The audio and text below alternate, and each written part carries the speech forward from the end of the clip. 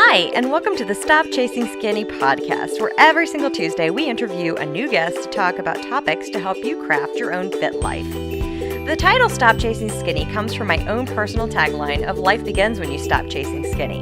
You see, I spent many years running many miles, taking many classes, and trying many diets, but none of those worked. So finally, I got down to the business of understanding what really matters. And it's not just about how much exercise you can do or how little you can eat. It's everything else that goes into it. So I created this podcast to help you so you can craft your own fit life. Every single Tuesday, you can listen to an interview with a guest, and now every Friday, you can listen to me a second time, where I take questions you have sent to me, and I spend about 15 minutes answering them. You can even feed your brain this nourishing brain food by listening while you're cooking, commuting, cleaning, walking the dog, or just about anything else, because that is how we craft a fit life. So let's get on with the show. And today with us, we have Jack. Jack and I were introduced by a mutual friend, Elia. You may have remembered her from the NBC Spartan Ultimate Team Challenge. She was my teammate, and she has a great story. So a lot of you have already listened to her story on here. You'll understand why she connected Jack and I in just a second. So Jack does these really cool running meditations. I'm going to have him explain the whole thing because I'm still learning myself. But I just thought, what a great concept that these two things that we're told all the time are healthy for us, like running and meditation, are brought together, because usually runners don't want to slow down for meditation. So anyway, we're going to learn more about that. First, I want to introduce Jack and ask him to share more with us. Sure. Stephanie, thanks so much for having me. I'm honored to be here and happy to talk about running meditation with you. The project that I started, it's only a few months old at this point, was sort of born out of a book I read called The Miracle Morning. I don't know if you've heard of it, but for your listeners, it is an amazing book and legitimately changed my life. Not that my life was in a bad place by any stretch, but it has just given me new direction, new confidence, and was sort of the impetus for this project.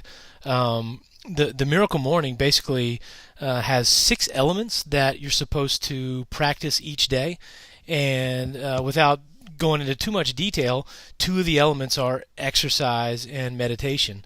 And I really derive so much benefit from getting up first thing in the morning. I got my butt out of bed, an hour earlier at least than I was used to. And the first thing you do is you exercise, and you just kind of get your blood moving. And whatever form that takes is cool. It's completely up to you. But for me, I'm a runner, so I would get up and go for a run, and then I would come back and meditate, and then you get into the other 4 elements of the Miracle Morning. But somewhere along the way, I started thinking, man, it would be nice to sort of combine these two, because for me, running has always been sort of a meditative practice. I really get a lot out of it mentally, spiritually. I'm not one to typically put the headphones on and listen to music, although I think that's fine. I always just enjoy listening to the sound of my feet, listening to my breath, and taking in my surroundings. So for me, it was sort of a natural fit. But long story short, I started looking for guided meditations for runners. I listened to a lot of guided meditations on YouTube, and I had purchased some guided meditations online, and I love just listening to the experts sort of walk me through a meditation. So I figured there's got to be some great stuff for runners, because the two go hand in hand, at least in my book. And to my chagrin, there really wasn't anything good out there.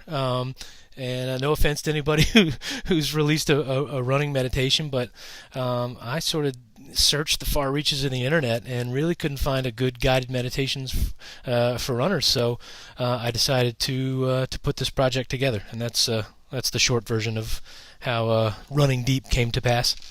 That is so cool, because I have to say, I think it's super cool that you took something that you learned from a book and actually implemented it. How many times do we just gain more information and we don't actually take action on it? Yeah, totally. So that's super cool. And just like you said, running can be meditative for you, but I think like the guided meditation element takes it to a whole new level.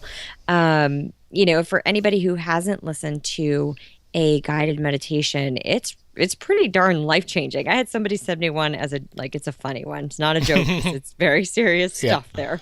But holy smokes, it's great. I return to that all the time. It's like 3 minutes long, but by the time you're finished listening to that, you're just in a different space. So I just think it's really cool how you combine these two things into one activity because, time is of the essence. And so a lot of times runners have a hard time of sitting down and actually meditating. But it's really important. It is. It is. I mean, for me, it has been sort of the cornerstone of my sort of mindset shift that I've experienced over the last couple of years. I'm just, I mean, generally speaking, I'm a happier person. I've become a glass half full person. I was always sort of a glass half empty guy my first, say, 38 years, and now I really have become a guy who, when obstacles come my way, in the past I would dwell on them, worry about them, really let it affect me, and now I just see them as challenges. And to me, challenges are fun. And I know your listeners, a lot of them are athletes, and I think we all take a good challenge as something that's fun, and we invite challenges into our life. So if you can start to see problems and stuff that crap that happens at work or wherever, if you start to see that as a challenge rather than a problem and woe is me, I think that's huge. And for me, meditation helped me sort of get to that point where I could have more of a glass half full approach to life in general. So I think guided meditations for a beginner are great because they walk you through exactly what you need to do, what you need to focus on, where your thoughts should be, and so for a beginner, you don't really know what to do to meditate. There's some really awesome stuff out there, and if you just go to YouTube, later on I'll recommend some good places to go. But there are some really incredible guided meditations as short as 5 minutes long. For a newbie, if you just want to dive in and check out a 5-minute meditation to dip your toe in the water and see if it's for you, I really recommend it. That's a really great point about how somebody who's just getting started in meditation may need some guidance. I know a lot of times you hear with meditation, just so I don't really meditate much. I should do it a lot more. But a lot of times you'll hear, okay, just sit down and empty your mind. Don't think of anything. Oh my gosh, that sounds like torture. It really does. I'd rather go run 13 miles. Right. So explain to the listener just a little bit more about kind of what is in a guided meditation. Does it talk about like breathing? Does it talk about what to think about? What does it do for you? Yeah, and just we'll sort of separate guided meditations from the running genre just for the time being. But Okay. There's all kinds of guided meditations out there. So again, if you hop on YouTube and you do a search for guided meditations and think of any sort of issue that you could possibly deal with in your life, there's a guided meditation out there that will help you deal with it. So for example, sleep meditations are huge. A lot of people experience a lot of people experience problems sleeping or insomnia. There are tons of awesome guided meditations that you can listen to sort of help you drift off to sleep. Lots of guided meditations for anxiety, stress, relationship problems, public speaking fear. There are meditations to help you quit smoking. There's all kinds of different meditations out there, but I think the smart place to start if you want to sort of dip your toe in the water is just a general mindfulness guided meditation where you just focus on the present moment. It's usually a practice of gratitude. You're grateful for the present moment. You're grateful that you're alive, that you're able to breathe, that you can walk, assuming you can walk.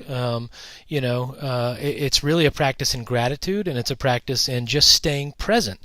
And if you can learn to stay present, it really can help you in so many aspects of your life. And it took me a while to sort of grasp this, but it's so true. Because if you think about it, it makes sense. If you're focused on the now, you're not worried about the past. And so many of us deal with, or so many of us dwell in the past. Oh, this happened to me, that happened to me, woe is me. And so many of us worry about the future. What's going to happen down the road? Am I going to be able to retire? Am I ever going to meet somebody?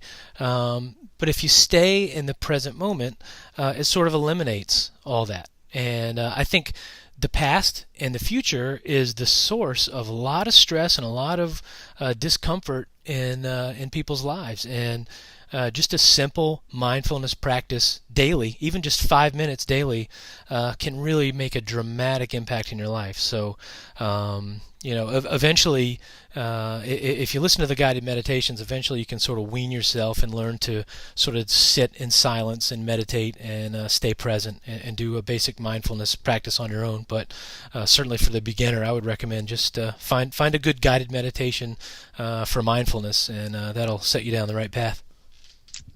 That is a beautiful explanation. I think that was really the best explanation of meditation I've ever heard. Well, thanks. Yeah, because it doesn't make you think like, oh my gosh, that's too much. I can totally do that, like somebody will walk me right through it. So we're going to take a really quick break and we're going to come right back. Did you know that SK Fit Life has a men's coaching program? Well, we do. And we will get you or your guy into and out of his workout within 45 minutes. Start building muscle, start blasting fat with me, Stephanie, and we've brought on a new coach, Coach Steve. You can find all that information right on the website under the men's training program. And welcome back. That's really awesome. Yep. And you mentioned clearing your thoughts, and that does sound a little daunting. Where I don't know if I could just sit there and not think of anything. But as you get into it, you learn that thoughts are okay in meditation, and the mind is always working, and it's impossible to just shut down your thoughts. It just isn't possible. But what mindfulness meditation teaches is that you acknowledge the thoughts that pop into your brain and you sort of let them go. And one guided meditation, I guess, artist that I listen to put it as in terms of balloons. Think of thoughts as balloons. They're kind of floating by, and then you let them float away, and then you usually center back on your breath. That's a good way to sort of bring yourself back to the present moment. If you find yourself thinking, then you just focus on your breath again, and that'll bring you back to the present moment. That's awesome. Listener, did you just take a deep breath? I know I did. I realized I was just sitting here holding my breath, which I think a lot of people do a lot of times. And I love how you bring that back to being grateful that you can even do some of these things. I see a lot of times people will complain about, I have to work out. It's not fair. I have to eat well. This diet sucks, or whatever, whatever kind of negative spin on taking care of yourself, because it's work. But I listened to your guided meditations for running, and I loved the one where, I loved all of them, but I really appreciated the point where they were saying to be appreciative or be grateful that you could go for a run. And we talk about this a lot with my clients. I always say, because I can, it's great to do that because I can, not because I have to. So I love that you are constantly bringing that into focus, which takes the other stuff out of focus. Yep. I think gratitude is such a game changer. If you can almost, in the beginning anyway, force yourself to be grateful for the things that you have, it can really change your perspective. For me, when I'm experiencing a stressful day at work, or a bout of just worry, or feeling down in the dumps, just like a 5-minute sort of reprieve where you think about and focus on the things that you're grateful for can completely shift your mindset. And when you're about to work out and you sort of are in that place where, I don't want to work out, and you're kind of you're struggling to find the motivation to make yourself do it.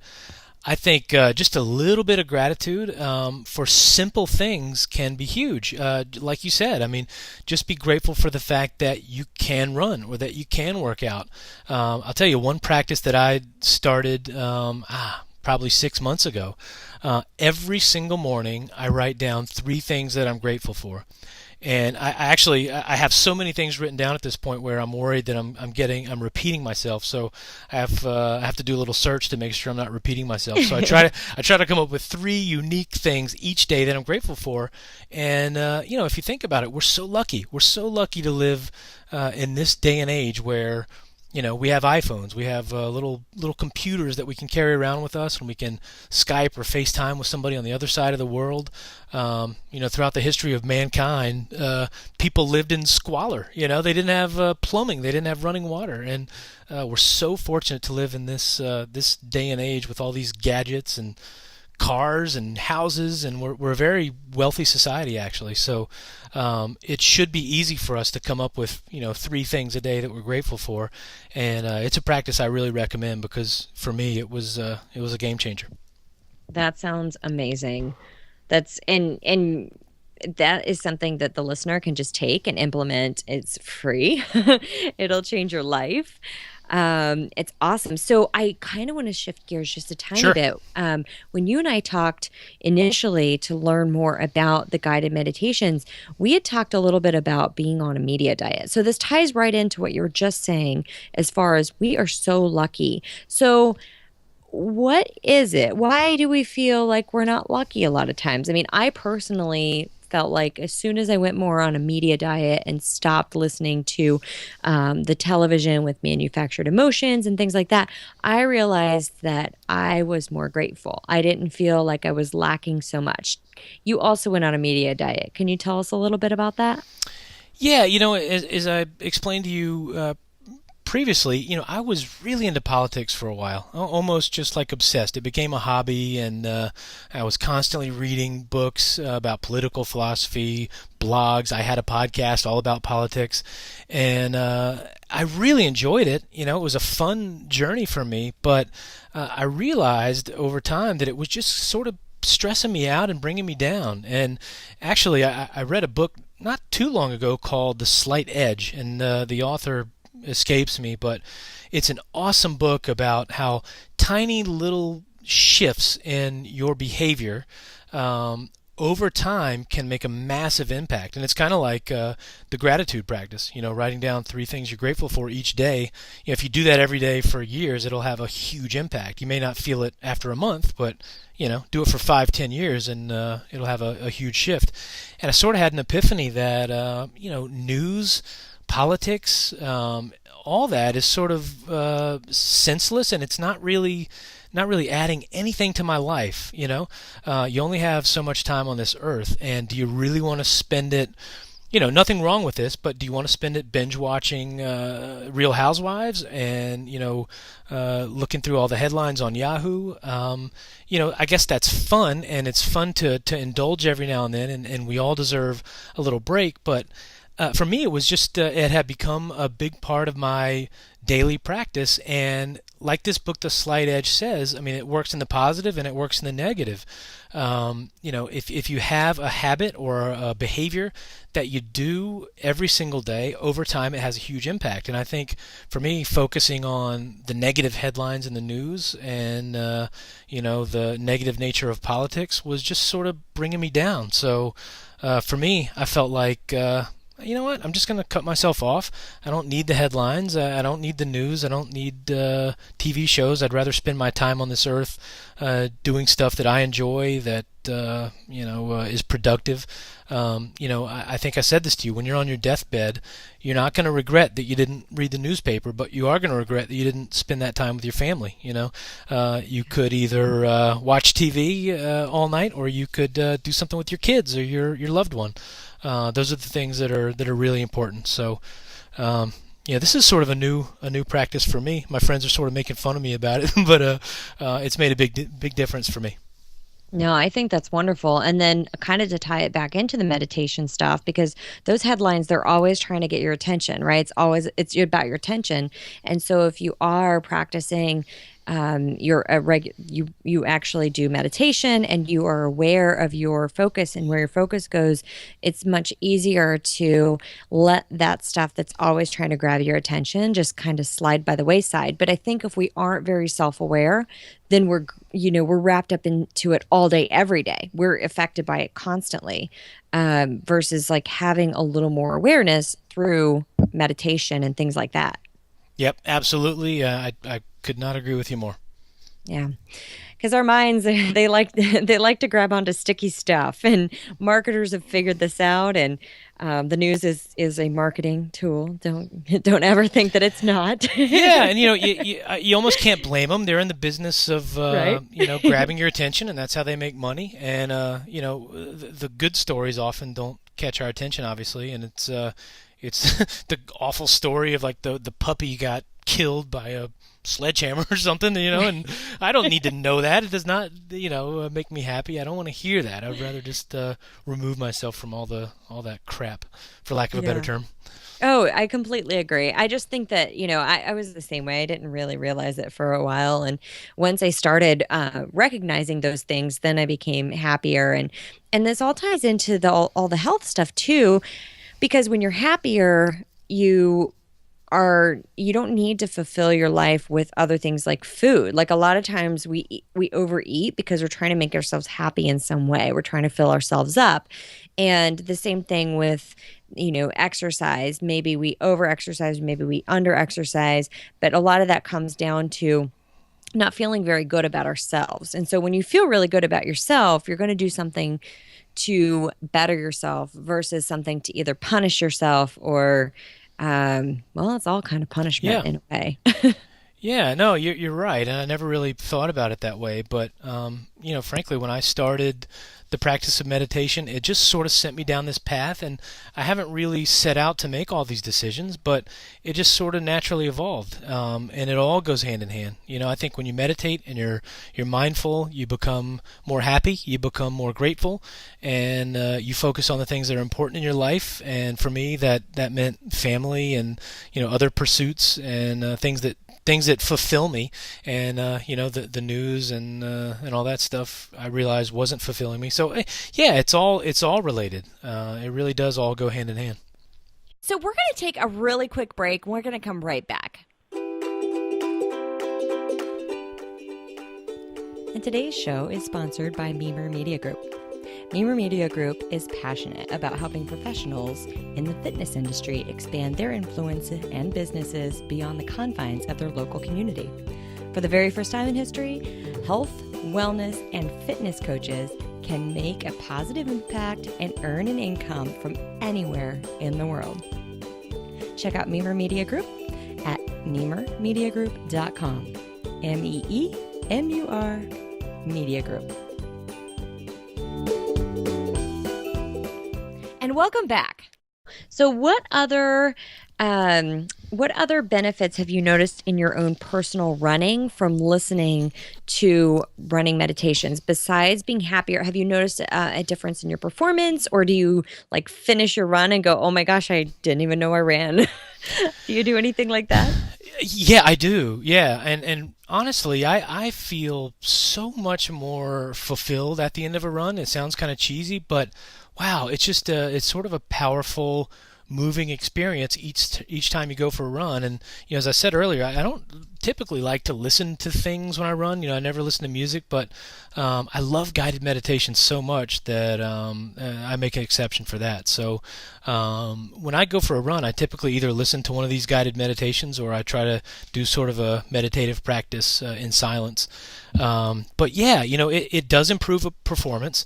I think part of being mindful is being aware of your body and what hurts and how you should land for example, when you run, your stride, your pace, and I think just being mindful generally helps you be aware of your body and your health.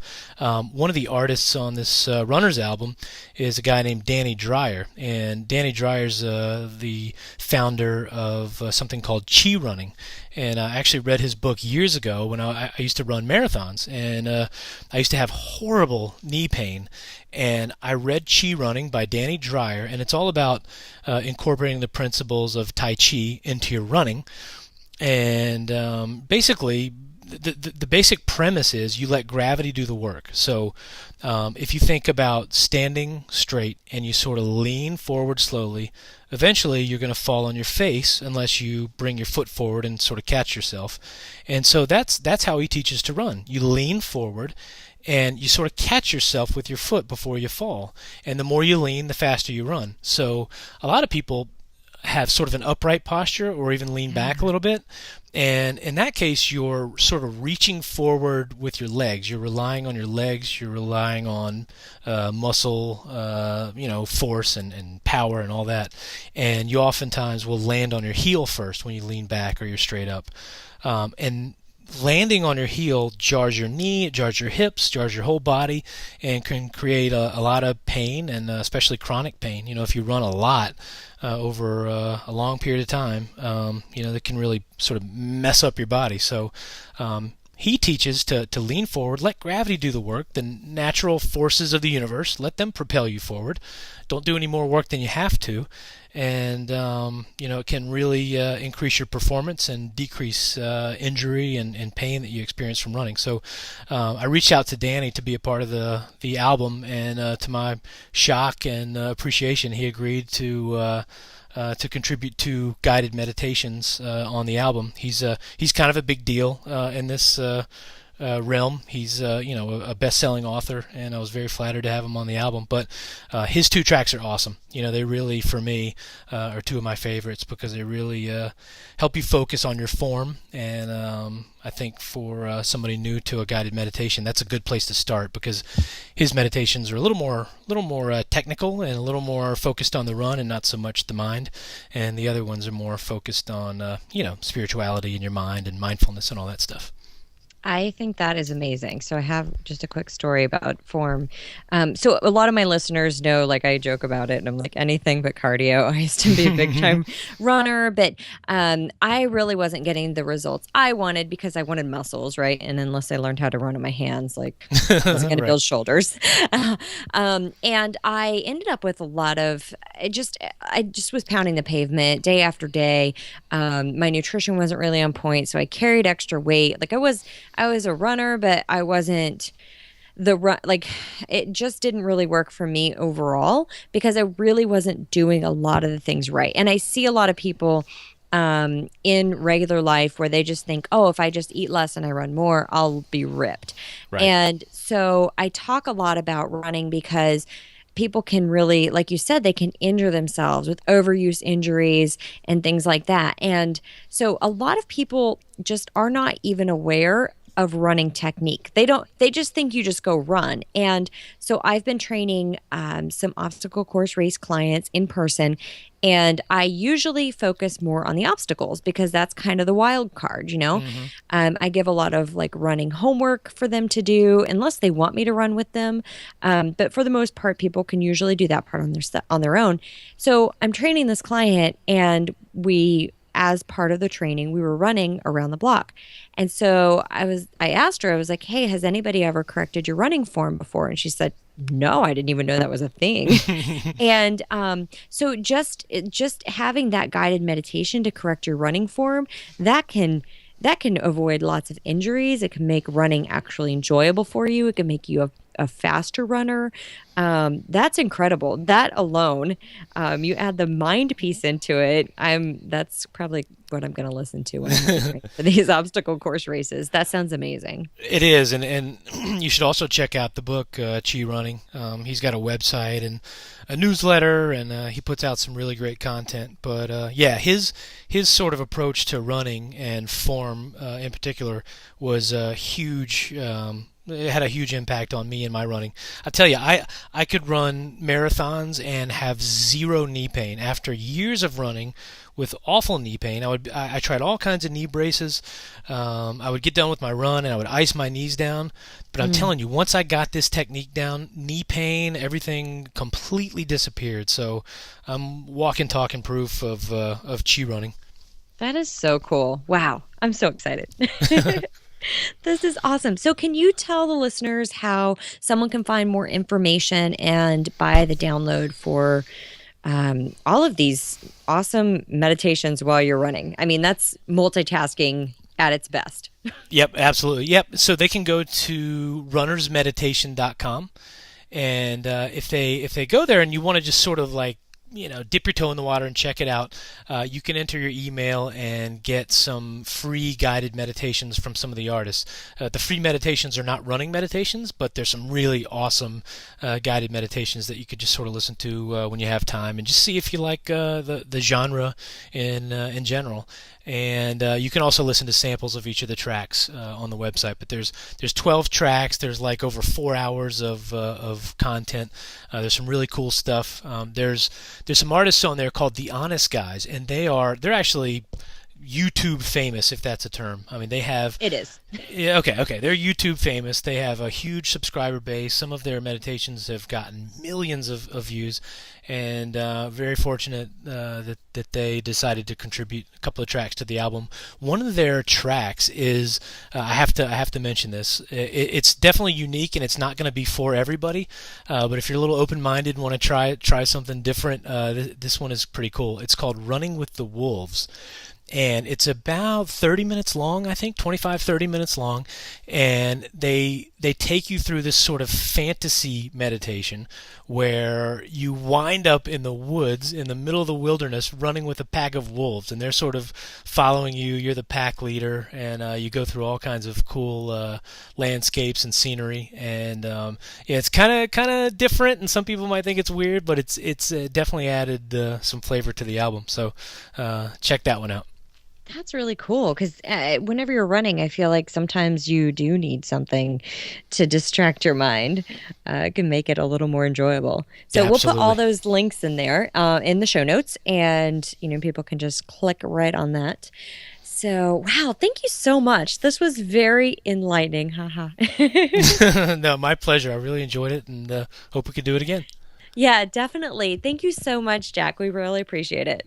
My pleasure. Thanks, Stephanie.